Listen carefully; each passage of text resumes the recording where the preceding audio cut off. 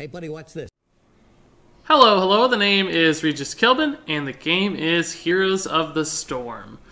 And today I'm going to take a look at my ultimate Zagara build. Zagara is one of the top specialists in the game. She's incredibly strong at both team fighting and early lane presence. And she's an awfully good hero to have on your roster. So if you're looking for the best version of Zagara, I certainly think that this one is it. It offers you a lot of early game lane presence and sustain, as well as a lot of late game team fighting, big play opportunities, and even an escape. So it kind of does a tad of everything and makes you a big bully early and a very scary, threatening presence around the edge of team fights later on. So without further delay, let's go ahead and take a look at all the main talents here in the build, starting off with level 1, Reconstitution, level 2, level 4, Envenomed Spines, level 7, Rapid Incubation, level 10, Devouring Maw, level 13, Mutalisk, level 16, Brood Expansion, and then finally at level 20, Bolt of the Storm. So let's take a little bit of a closer look at all of these talents to describe exactly what we're trying to accomplish with them and why we're picking them over some of the others. So up first, Reconstitution. This increases your health restoration bonus on creep by 200%. So of course your creep is your trait ability. Now anytime we're standing on this creep, you will actually notice that if we take a little damage, we'll see some nice shiny green numbers pop up around us. That is our health bonus when we're standing on creep. And you'll see that it actually makes your health tick up pretty quickly. At level 1, when you're able to get Reconstitution and load up your lane with creep tumors, you'll want to put some over here for vision, but you'll also want to keep some near your gate. This basically allows you to sustain virtually forever safely in a lane and bully even 2 heroes perhaps out of the lane with all of the pressure that you can provide with your various drops and bugs and things that you can send into the lane to kill minions. So creep naturally goes ahead and gives you a movement bonus, but this makes the health restoration bonus even better. So you are just an absolute early game monster, and really none of the other talents provide that for you. Like Centrifugal Hook, some people pick that. That makes your Banelings go twice as far, but Banelings really aren't core to Zagara's damage in the late game, so you're sacrificing quite a bit.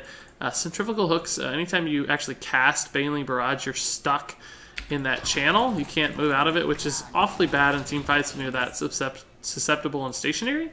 So any advantage that might give you to safely poke in the early game or even in the late game really isn't worth the advantages that Reconstitution can provide. Because if you're able to dominate your lane early, you're going to gain XP advantages, you're going to gain map pressure advantages that can very easily snowball into a level lead, talent tier advantages, and really just the entire game advantage for your team. So it doesn't sound like much, but don't underestimate being able to stay in lane for an extra 30 seconds or so thanks to Reconstitution.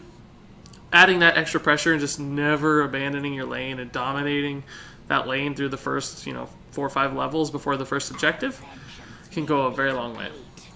Moving on to level 4, we're going to choose Envenomed Spines. Basic attacks have their range increased by 20% and deal an additional 76 damage over 3 seconds. So extra damage is always good. With a hero like Zagara that's kind of more about poke and sustain damage than she is burst damage, the dot element of Envenomed Spines is pretty strong.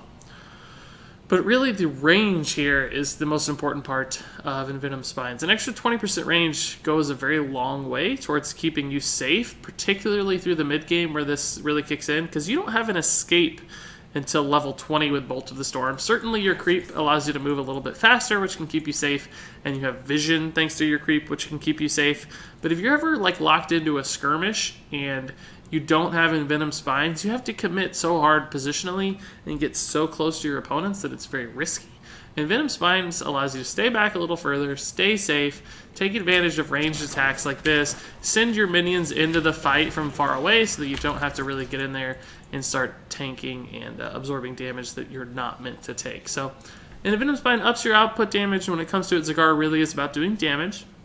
And it keeps you safe and makes you an even better poker. So it has quite a few advantages. As far as other talents here go, you could certainly use Infest to add even more lane pressure, but it has diminishing returns in the late game, I'd argue. Envenom, it does a lot of damage, but the range on Envenom is so short that you're really going to have to overcommit to ever use it. So nothing else here is quite as good as Envenomed Spines. Up next, at level 7, we're going to choose Rapid Incubation. This is an active talent. You'll see it here on our number 1 slot. This is a 45-second cooldown, and it's a channel that regenerates up to 25% of your health and mana over 3 seconds. We can actually see this in action probably a little bit. We'll cast a ton of stuff with no cooldowns. We need to take some damage too. Our guys will get out of the way. We'll take a little damage. We don't kill the towers. Nah.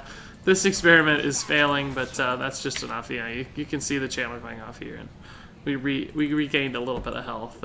Failed experiment, but that's how it works anyway. You lock into a channel, but it's actually cancelable. You can cancel it, so it's not quite as committal as something like Banelings. And also be careful not to cancel it accidentally. That can happen as well. So if you're safe, be sure you actually write out the entire channel as long as you need to.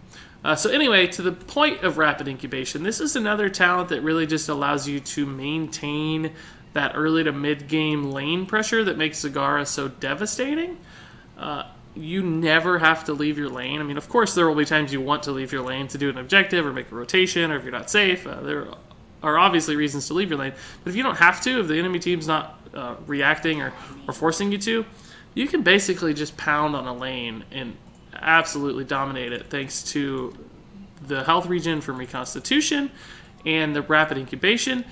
You can even absorb a little bit of poke from your opponents while depositing lots of NPCs into their base, so dropping all your bugs, and still get out safely and recover and be right back in the fight with no delay, maximizing the amount of soak time you can provide and the pressure that you offer.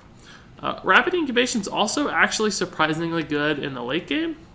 In any given team fight, you're bound to absorb a fair amount of incidental damage on the back line. So just the occasional auto attack from Raynor, a little bit of poke from somebody.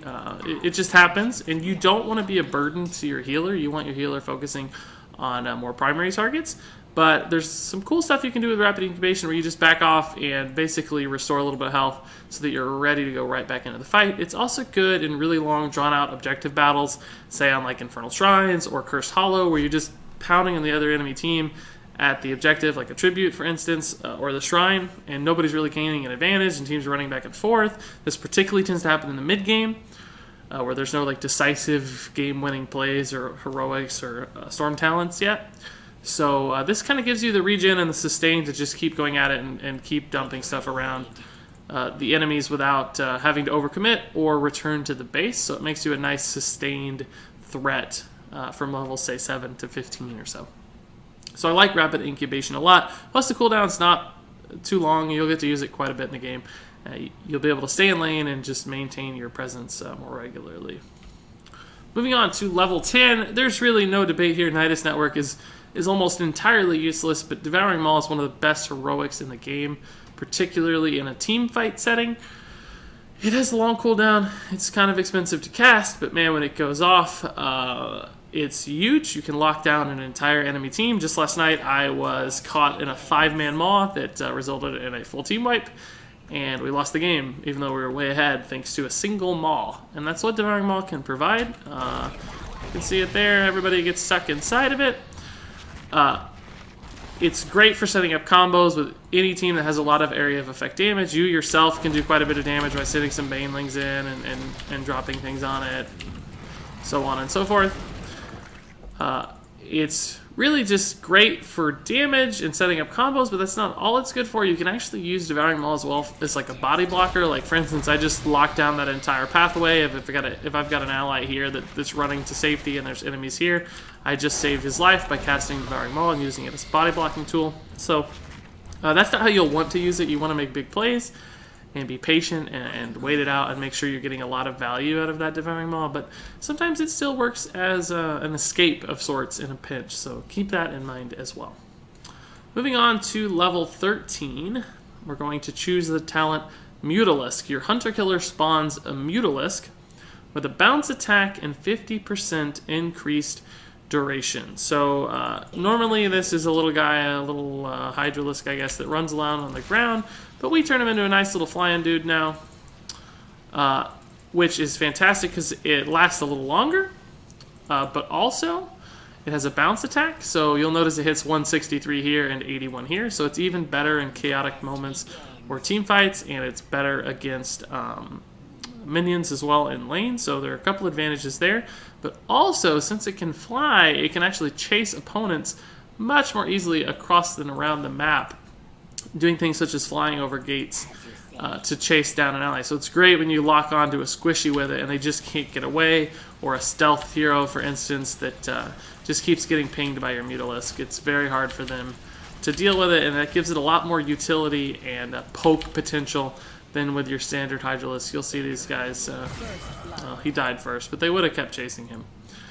So it's a huge upgrade, and certainly Groove Spines is also nice in that it just ups the raw damage potential of your Hunter-Killer ability, and it increases its range as well, so you can poke from even farther, but it can't chase as well, and the bounce attack isn't there, which actually adds up a lot of damage. And again, with Zagara, you're not necessarily trying to burst down a single person really quickly. You're trying to just contribute as much baseline, background, foundational damage as possible.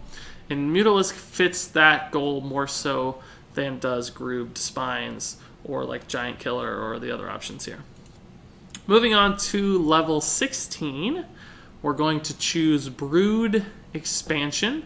This allows you to hold up to 2 charges of Hunter-Killer. Now, Hunter-Killer really is the maximum damage output ability that Zagara has. It allows you to safely hurt people very badly, and when you can double the utility of your best ability, that's an awfully strong talent to take. There's really almost no debate that Brood Expansion is the absolute best option here. It's an incredibly strong talent. It actually gives Zagara a surprisingly nice power spike at level 16. If you hit a single target with Hunter-Killer, with just a couple auto attacks, they're going to be suffering very hard thanks to one talent right here. So Brood Expansion is fantastic. There's really no debate. It's just the absolute best option you have. As far as using it, sometimes you'll be better off casting both of them onto a single target. There's somebody really valuable or squishy that you need to kill quickly. In other cases, you might want to spread it out just to poke 2 people to keep them in check. That really just depends on the situation and the context and the team composition. I can't give you any sound advice about how to cast these 2 charges. You'll just have to kind of play it by ear and judge based on what you think is best in any given scenario. And then finally, at level 20, we are going to choose the talent Bolt of the Storm. This is another active talent. 70-second cooldown is obviously the standard Bolt of the Storm. You can activate it to teleport, and that even means across boundaries like this, so we jumped right over those trees. This is quite simple, just Zagara's only escape other than the speed bonus that Creep provides. It's very important. It keeps you alive in big moments. It gets you out of trouble. But actually, I want to say that's not the only way to use Bolt of the Storm. You'll notice that with Devouring Maw, the range here is not what I would call long range. You have to commit pretty hard, particularly if you want to hit the enemy's back line. You might have to stand right in the face of a tank. And as Zagara, that can be pretty tough. But in a really big moment where your team is there with you and you're ready to make a big play, one thing you can actually do, say the enemies are clumped over here near this gate, if you look at my mouse, and you're over here, so you're way out of range for Maw. If you wanted to Maw traditionally, you'd have to run all the way up here and cast your Maw, which would potentially put you in deadly range of all their abilities or stuns, and maybe your team's over here perhaps. So you would be unsafe, you'd be making a risky play, your team may not even be able to commit in time. Alternatively, with Bolt, what you can do is make a surprise play if you're over here and they don't have vision of you, they see your enemy team here, they're starting to commit this direction towards the enemy team. You can actually bolt in and maw even more quickly so that you can make a big play faster. You can surprise people with maw, because one of the biggest disadvantages of maw is when you're running up to the enemy team. Oh, hey guys, it's Zagara. I'm getting ready to maw you. They're going to split, right? They're going to go crazy. Oh my gosh, Zagara's here. We got to run. Go, go, go. But if you bolt in instead and cast it immediately, they're not ready. They don't know where you came from. Suddenly your team sees it. They're ready to jump on you. Got AoEs everywhere, and you wipe the enemy team. So I don't always recommend using bolt aggressively in such a way. It's quite risky. Your team needs to be organized, but when they are, you can make some crazy big plays thanks to this ability right here. But traditionally, it's really just more of an escape. So keep that in mind, and maybe try the big play once or twice, or in a very important moment where you have no other hope. Otherwise, leave this to the pros, which I am not one of. I'm too scared to make this play myself. So there you have it. That is my ultimate Zagara build. This is nothing too surprising. This is really the go-to build for many Zagara players, myself included. And there's a reason for that. It's quite reliable. It's been tested over time. It gives you a variety of different things to do and makes you strong at all the important moments in the game. So one more time, that's Reconstitution, Envenomed Spines, Rapid Incubation, Devouring Maw, Mutalisk, Brood Expansion, and Bolt of the Storm. If you have any questions about this build, I'd happily discuss them with you in the comments. I really appreciate you taking the time to walk through Zagara with me. I hope you try her out on the ranked ladder and add her to your roster. She's an incredibly strong and fun hero to play, and she offers strategic advantages with creep that virtually no other hero can provide. So she's a great one to have in your toolkit. So again, thanks so much for watching, and until next time, game on.